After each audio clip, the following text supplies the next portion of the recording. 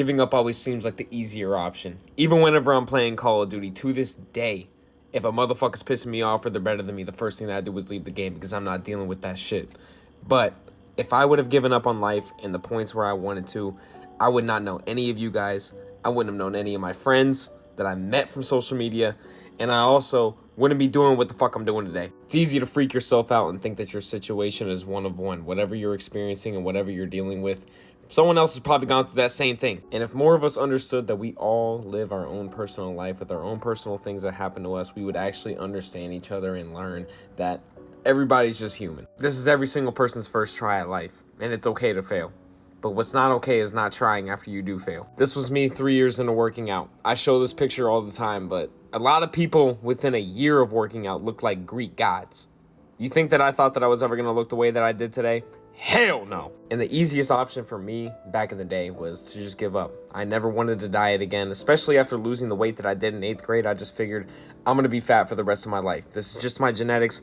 I'm an endomorph or whatever the fuck those body characteristic things are. Stop selling yourself short. You are more than your genetics. You are more than what you have been predispositioned to become, because we all have free will. And with that free will, you can either do good or bad. The only time in my life I didn't feel like I had free will was after Logan passed away. Because in that moment in life, I did not realize, but I had everything that I needed. I took that shit for granted while he was here. And it was the one thing that made me want to give up, because at that point, I figured, why the fuck would this ever happen to me?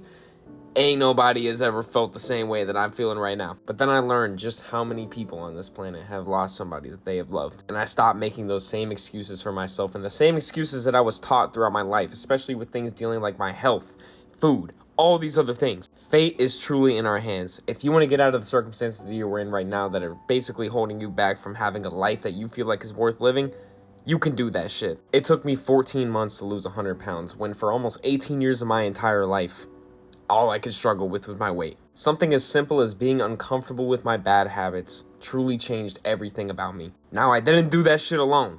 I had a lot of people that were helping me out with my mentality and making me realize these things instead of falling back into all the bad habits that I had with telling myself that I wasn't enough. So if you feel like things are getting hard right now, or if things are the hardest that they've ever been, what if it is?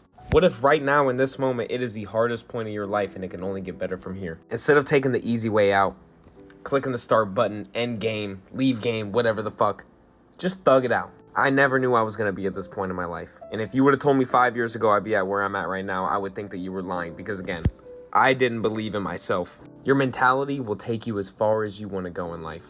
And if you want to hold yourself back, then you will hold yourself back. But if you want to make a change, I promise you, if you're patient, you will make a change.